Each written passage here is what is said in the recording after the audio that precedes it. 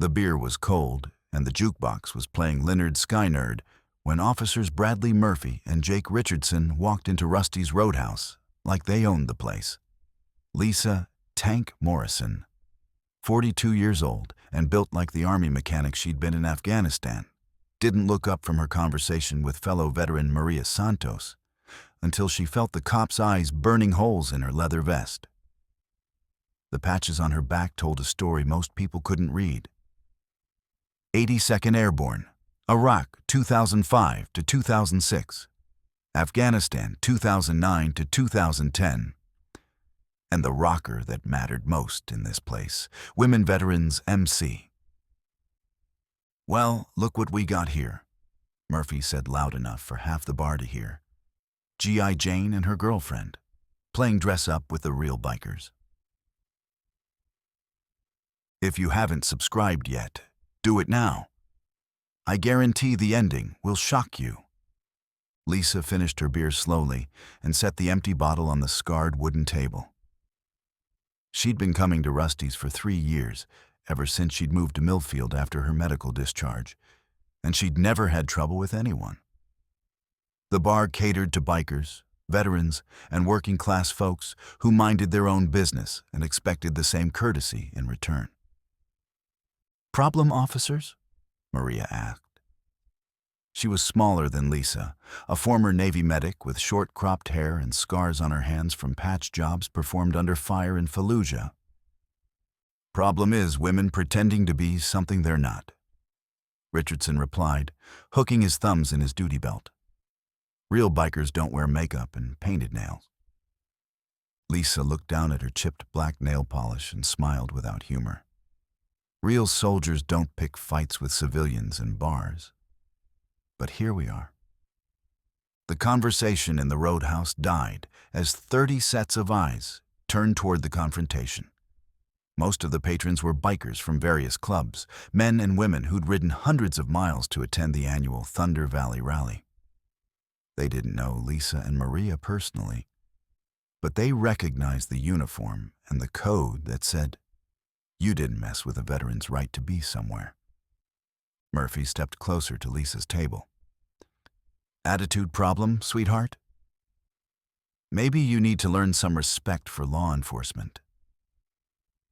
"I learned respect for a lot of things overseas," Lisa said, standing slowly, but bullies in uniforms wasn't one of them. What should have ended with a warning or a citation escalated when Richardson decided to run Lisa's license for outstanding warrants. The computer check came back clean, but he claimed to see suspicious activity and called for backup. Within 20 minutes, 4 more patrol units had arrived at Rusty's, turning the parking lot into a light show of red and blue strobes. "This is harassment," Maria said as Officer Thompson demanded to search her motorcycle for contraband.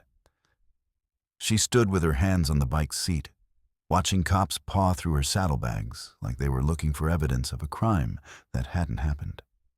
"This is proper police procedure," Thompson replied, pulling out a small toolkit and examining each wrench as if it might be a weapon.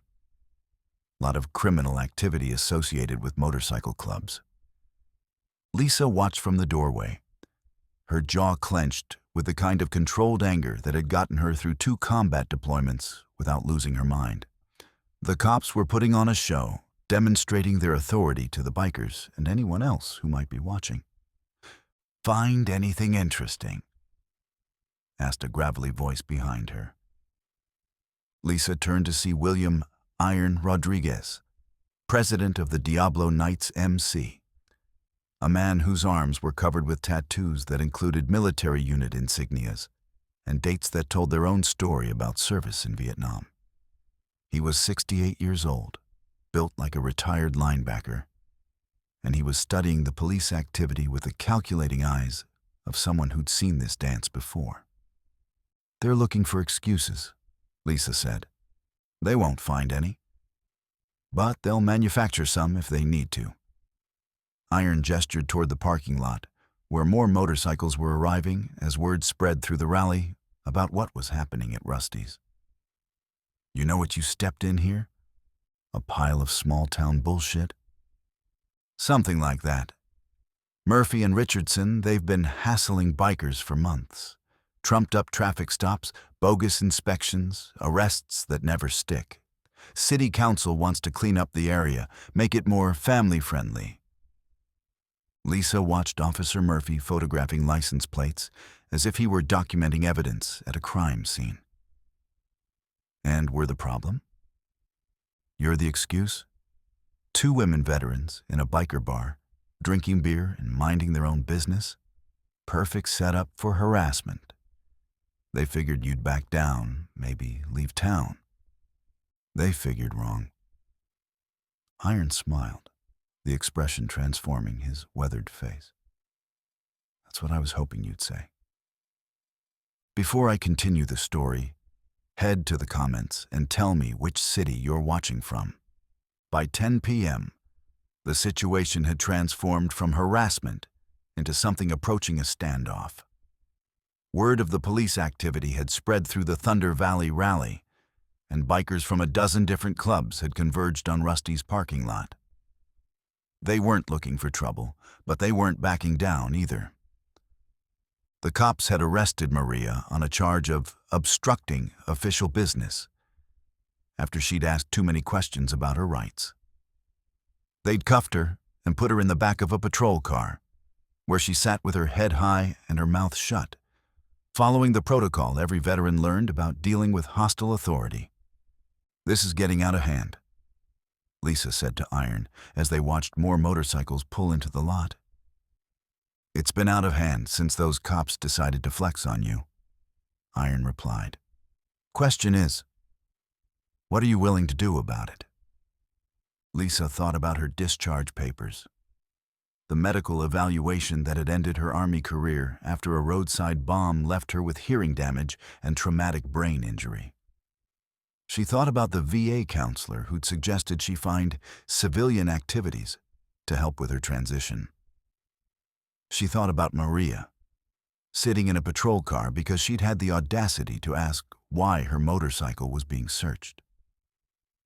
"What do you suggest?" "I suggest we remind these boys that some fights aren't worth picking." Iron pulled out his phone and made a call. Lisa couldn't hear the conversation over the rumble of motorcycles and shouted orders from increasingly agitated police officers. But she could see the results. Within minutes, bikers were positioning themselves in a loose circle around the patrol cars, not threatening, but definitely not moving. Officer Murphy keyed his radio. "Dispatch, we need additional units at Rusty's Roadhouse. We've got a large crowd of uncooperative subjects." "Uncooperative how?"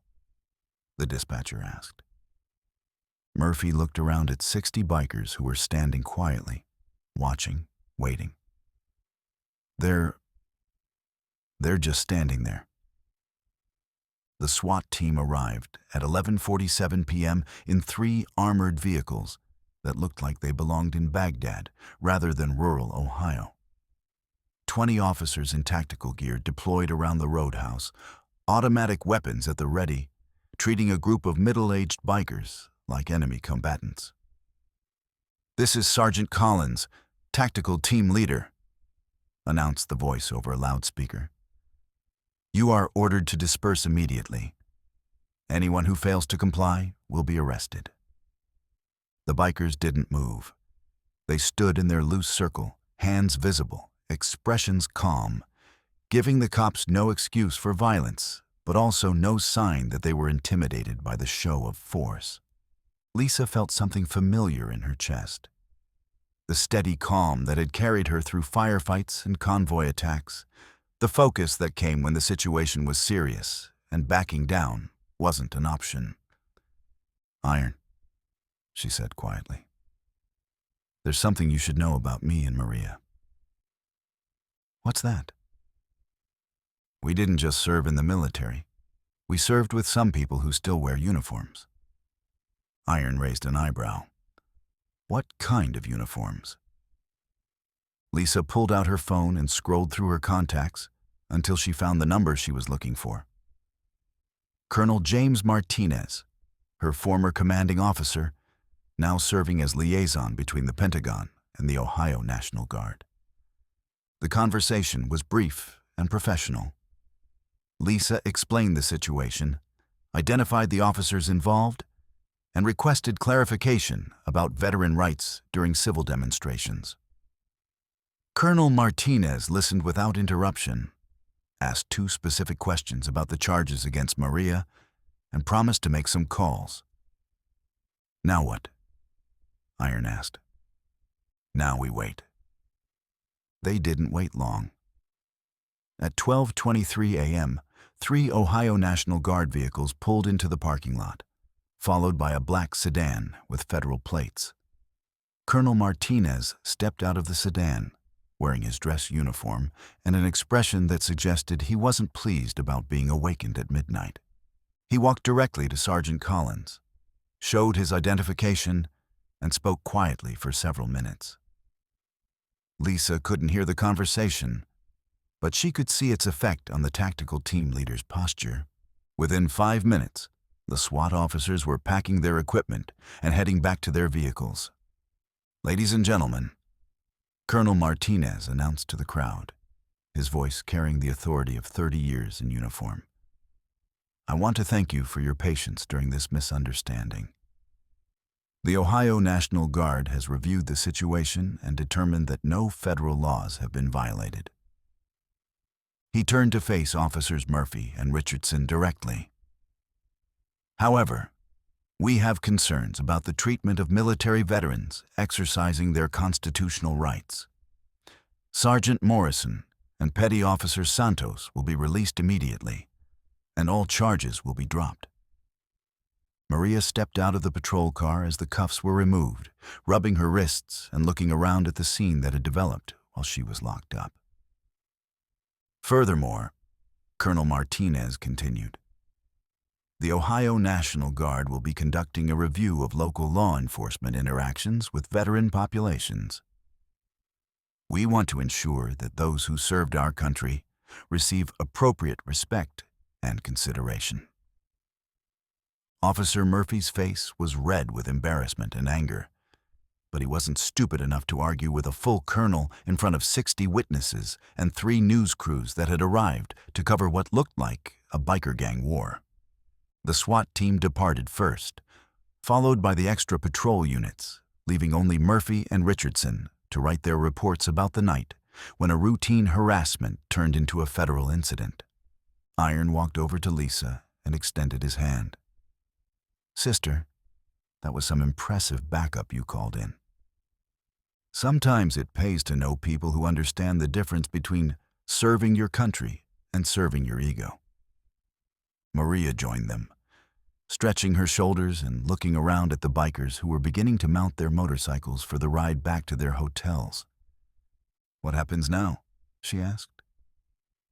"Now we finish our beers," Lisa replied. "And we remember that some fights are worth having, even when you're not sure you can win them." Colonel Martinez approached their group before heading back to his sedan. "Sergeant Morrison, Petty Officer Santos, it was good to see you again." "Thank you for coming, sir," Lisa said. "Thank you for calling. Sometimes we need reminders about what we're supposed to be protecting."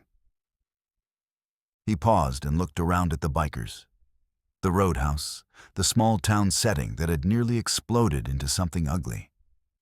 "You know, when I was a young lieutenant, I thought the hard part was fighting the enemy overseas. Turns out the hard part is making sure we don't become the enemy when we come home." This story will feel personal, especially in the last 30 seconds. Write what you would have done. Rusty's Roadhouse stayed open until 3 a.m. that night, serving free beer to veterans and bikers who wanted to decompress from the adrenaline and tension of the confrontation. Stories were shared, phone numbers were exchanged, and connections were made between people who understood what it meant to stand up for something larger than themselves.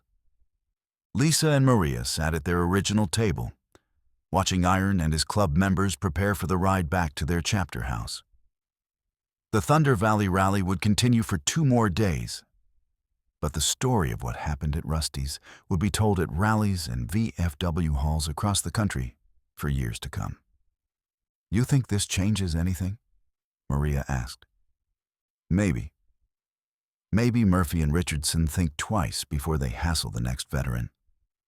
Maybe other cops hear about what happened and decide harassment isn't worth the trouble. And maybe they just get more careful about who they pick on. Lisa finished her beer and stood up to leave. Then we'll be more careful about picking our fights. But we won't stop fighting. They walked outside into the cool night air, past the few remaining motorcycles and the street lights that illuminated the parking lot where 60 bikers had faced down a SWAT team and won without throwing a punch. Maria mounted her Harley and kicked the engine to life. Same time next week? Wouldn't miss it. Lisa watched her friend ride away, then climbed into her pickup truck and headed home to the small apartment she'd rented after her discharge. She'd come to Rusty's looking for a quiet beer and found herself in the middle of a confrontation that could have ended very differently if not for the network of veterans and allies who understood that some principles were worth defending. 6 months later, Officers Murphy and Richardson were quietly transferred to different departments. A new community liaison program was established to improve relations between law enforcement and veteran populations. The Thunder Valley Rally became an annual tradition, with Rusty's Roadhouse serving as unofficial headquarters for women veterans from across the region. But on that night in October, driving through the empty streets of Millfield, Lisa Morrison was thinking about something simpler and more immediate. The fact that she'd found a place where her service mattered, her presence was respected, and her right to be herself was defended by people who understood what loyalty meant. In a world that often seemed to have forgotten the meaning of honor, that was enough to build a life on.